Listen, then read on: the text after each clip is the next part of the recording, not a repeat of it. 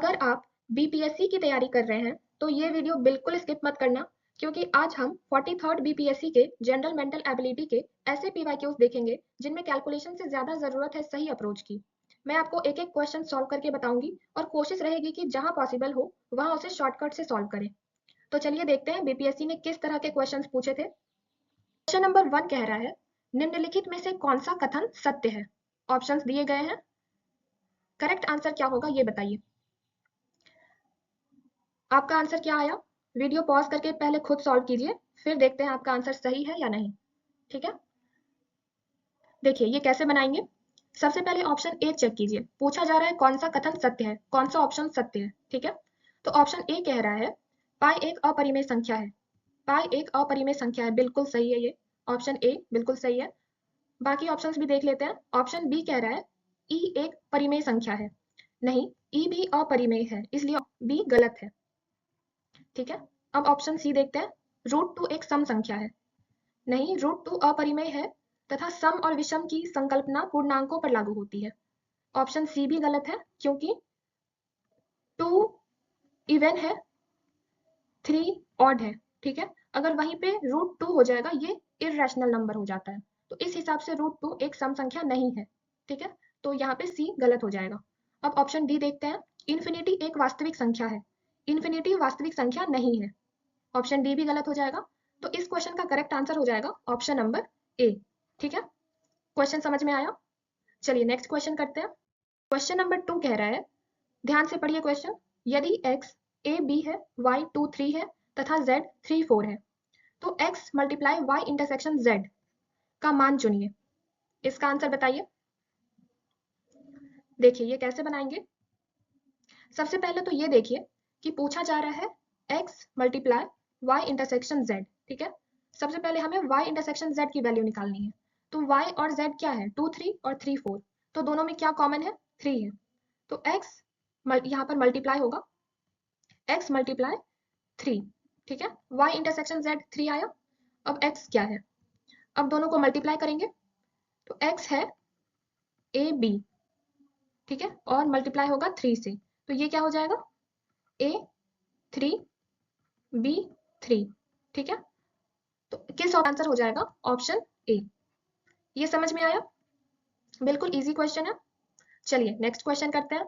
देखिए यहाँ पर क्वेश्चन नंबर 3 कह रहा है, यदि f फंक्शन है X Y Z to A B को f is equal to X A Y B द्वारा परिभाषित किया जाता है, तो f क्या है, यहाँ पे फंक्शन क्या है, कौन सा फंक्शन है ये पूछा जा रहा है। इस क्वेश्चन को सॉल्व करने की कोशिश कीजिए। देखिए सबसे पहले तो समझते हैं कि फंक्शन होता क्या है।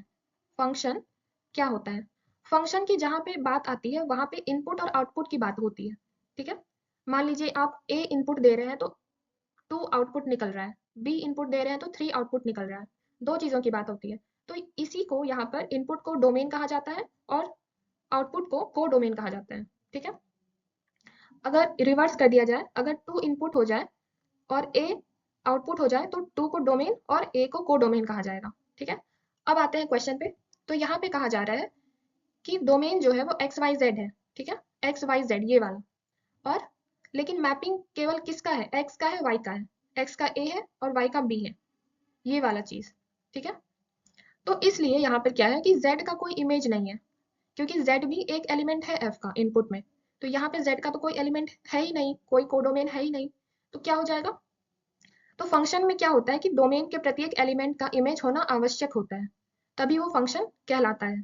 तो यहाँ पे करेक्ट ऑप्शन हो जाएगा ऑप्शन नंबर बी, फलन नहीं है, फंक्शन नहीं है ये। ठीक है, तो करेक्ट ऑप्शन है ऑप्शन बी, ये कोई फंक्शन नहीं है। ये समझ में आया। चलिए नेक्स्ट क्वेश्चन करते हैं। क्वेश्चन नंबर 4, देखिए इस क्वेश्चन को कैसे बनाएंगे, ध्यान से पढ़िए क्वेश्चन को। 4,000 रुपए पर 5% वार्षिक दर से 2 वर्षों का चक्रवृद्धि ब्याज ज्ञात कीजिए, जिसकी गणना वार्षिक रूप से की जाती है। ठीक है, इस क्वेश्चन को पहले आप खुद से सॉल्व कीजिए, फिर यहाँ पर आंसर चेक कीजिएगा। ठीक है, देखिए ये कैसे बनाएंगे। तो सबसे पहले तो चक्रवृद्धि ब्याज निकालने का एक फॉर्मूला होता है। फॉर्मूला क्या है, ये जो लिखा गया है ये वाला, क्या लिखा गया है, P 1 plus R upon 100 to the power n minus 1। ठीक है, ये फॉर्मूला है। अब इस फॉर्मूला पे वैल्यूज पुट कर देना है आपको। तो वैल्यूज कैसे आप पुट कीजिएगा, यहाँ पे देखिए p के जगह पे 4000 पुट किया गया। उसके बाद जब 1 प्लस r क्या है 5 है upon 100 to the power n क्या है 2 है, ठीक है। तो इसको जब आप सॉल्व कीजिएगा तो 1.05 हो जाएगा टू द पावर 2 माइनस 1। अब इसको सॉल्व कर दीजिए, क्या हो जाएगा 4000 1.1025 माइनस 1, तो क्या हो जाएगा ये माइनस हो जाएगा, तो 0.1025 multiply 4000 is equal to 410 rupees 410 410 रुपए। Option number C correct option है, ऑप्शन सी। ये समझ में आया। सिर्फ आपको एक फॉर्मूला याद रखना है चक्रवृद्धि ब्याज का, ये वाला, ठीक है। चलिए नेक्स्ट क्वेश्चन करते हैं। देखिए क्वेश्चन नंबर 5, इसमें कह रहा है 7 सेंटीमीटर त्रिज्या वाले वृत्त का एक सेक्टर केंद्र पर है, 120 डिग्री का कोण बनाता है, तो सेक्टर का क्षेत्रफल चुनिए। देखिए सबसे पहले कि इस क्वेश्चन को समझिए कि क्या कह रहा है। इसमें कह रहा है कि 7 सेंटीमीटर त्रिज्या वाले वृत्त का, मान लीजिए एक वृत्त है, ठीक है, और 7 सेंटीमीटर इसका त्रिज्या है, और एक सेक्टर केंद्र पर 120 डिग्री का कोण बनाता है। मान लीजिए ये तो 90 डिग्री हो जाता है और ये हो जाएगा 120। मान लीजिए ये एक सेक्टर है, ये और ये मिला के एक सेक्टर बनाता है ये वाला, ठीक है। और ये जो कोण है ये कोण है 120 डिग्री। पूछा जा रहा है कि सेक्टर का क्षेत्रफल चुनिए, इसका हमें क्षेत्रफल निकालना है। क्वेश्चन समझ में आ रहा है आप सबको। अब ये कैसे बनेगा, क्वेश्चन बस इतना सा ही है। देखिए सबसे पहले तो सेक्टर का जो क्षेत्रफल होता है उसका एक फॉर्मूला है, theta upon 360 pi R square. थीटा क्या है यहाँ पे, थीटा ये एंगल है, जिस एंगल का यहाँ पे बना रहा है वो एंगल है 120। 360 पूरा होता है ये सर्किल, यहाँ पे 360 पाई आर स्क्वायर, ठीक है। अब इस पर वैल्यूज पुट कर देना है, तो 120 अपॉन 360, पाई की वैल्यू 22/7 और आर क्या है 7, तो 7 का स्क्वायर, ठीक है। यहाँ तक समझ में आया।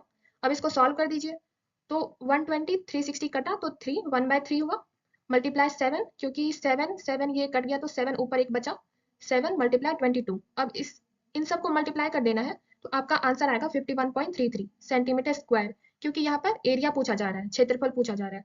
तो करेक्ट ऑप्शन क्या है, ऑप्शन नंबर ए। ये समझ में आया। तो अगर आप ये समझ गए हैं तो आप बताइए, अगर मान लीजिए कौन बना रहा है 60 डिग्री का, 60 डिग्री के बेसिस पे सेक्टर का क्षेत्रफल कितना होता, ये बताइए आप कमेंट में, ठीक है। चलिए नेक्स्ट क्वेश्चन करते हैं।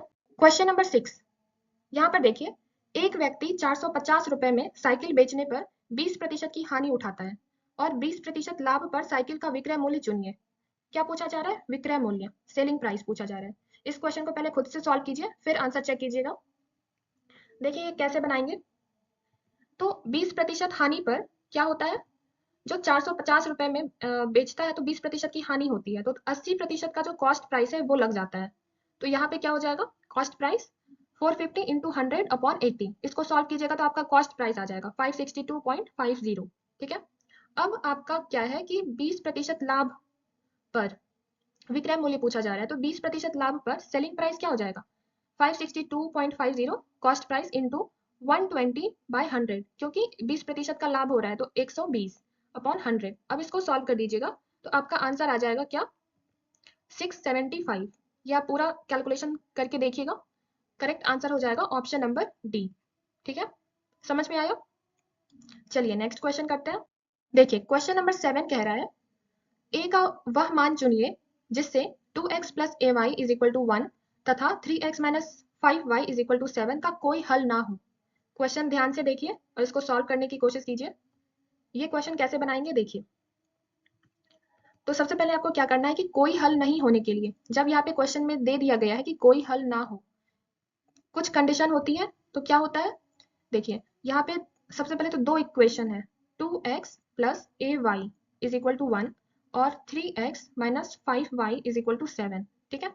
तो 2x का कोफिशिएंट क्या है 2 है और यहाँ पे 3 है, तो 2/3 is equal to a by y का कोफिशिएंट क्या है -5, ठीक है। तो यहाँ पे क्या हो जाएगा -5 into 2 -10 is equal to 3a, ठीक है। क्रॉस मल्टीप्लाई होगा, -10 इज इक्वल टू 3a, तो यहाँ पे a की वैल्यू क्या आएगी, a की वैल्यू आएगी -10/3।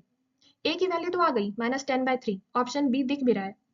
अब यहाँ पे देखिए कि साथ ही कॉन्स्टेंट्स प्रोपोर्शनल नहीं है, यहाँ का कोई सॉल्यूशन नहीं होगा। समझ में आया? तो करेक्ट आंसर क्या हो जाएगा? Option number B, -10/3। ठीक है, चलिए नेक्स्ट क्वेश्चन करते हैं। क्वेश्चन थोड़ा इंटरेस्टिंग है, देखते हैं कितने लोगों का आंसर बिना पूरा कैलकुलेशन किए आ जाता है। देखिए क्वेश्चन नंबर 8 कह रहा है कि निम्नलिखित का मान चुनिए। ये आपका दिया गया है, इसका मान क्या होगा? देख के बहुत ज्यादा लग रहा होगा कि क्या क्या चीजें दी गई है, लेकिन ये बहुत ही सिंपल है, एक फॉर्मूला पे बेस्ड है बस। देखिए आपका आंसर अभी तक आ गया होगा।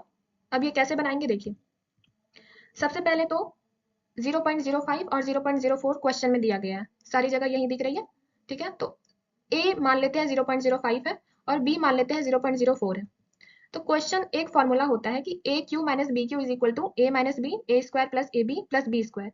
ये फॉर्मूला आप याद रखिएगा।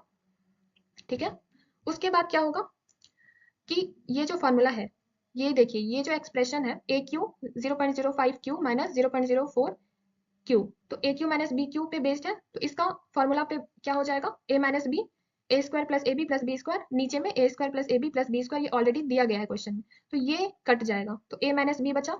अब ए क्या माना था? 0.05 और 0.04 बी, दोनों को माइनस कर दीजिए, ए माइनस बी क्या हो जाएगा? 0.01। करेक्ट ऑप्शन है ऑप्शन नंबर डी। कितना आसान क्वेश्चन था। आपको कौन सा फॉर्मूला याद रखना है? A cube minus b Q का फॉर्मूला, ये वाला। ठीक है, चलिए नेक्स्ट क्वेश्चन करते हैं। This is the last question of this video. Question number 9 कह रहा है यदि किसी वृत्त की त्रिज्या दोगुनी कर दी जाए तो उसके क्षेत्रफल में कितने प्रतिशत की वृद्धि होगी?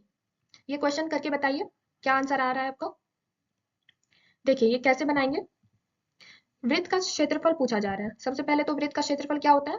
पाई आर स्क्वायर। ठीक है, अब आर जो है वो उसको दोगुनी कर दिया गया, नई त्रिज्या क्या है? दोगुनी कर दी गई, तो उसका क्षेत्रफल क्या हो जाएगा? पाई आर की जगह 2r लिखेंगे तो 4a। ये समझ में आया? पहले वाले वृत्त का ए पाई आर स्क्वायर था, दूसरे वाले वृत्त का क्षेत्रफल 4a है। ठीक है, अब देखिए वृद्धि क्या पूछा जा रहा है कि कितने प्रतिशत की वृद्धि, तो 3a, 4a minus a 3a, इतना तो वृद्धि हुआ। अब क्या प्रतिशत कैसे निकालेंगे? तो 3a अपॉन a इंटू 100। ठीक है, तो a से कैंसिल हो जाएगा, तो 3 मल्टीप्लाई 100 300, 300%। तो ऑप्शन नंबर सी करेक्ट हो जाएगा आंसर। ठीक है, तो ये थे 43rd बीपीएससी के जनरल मेंटल एबिलिटी के इंपॉर्टेंट पीवाईक्यूज। 9 क्वेश्चंस मैंने करवाए हैं यहाँ पर, ये बिल्कुल प्रैक्टिस कीजिएगा आप। अगर आपने क्वेश्चंस को खुद से सॉल्व करने की कोशिश की है तो कमेंट में जरूर बताइए कि आपके कितने आंसर सही हुए।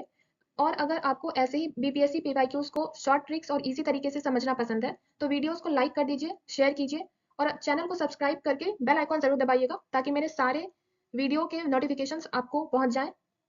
मिलते हैं अगले वीडियो में एक और इंटरेस्टिंग क्वेश्चंस के साथ, तब तक प्रैक्टिस करते रहिए। Thank you.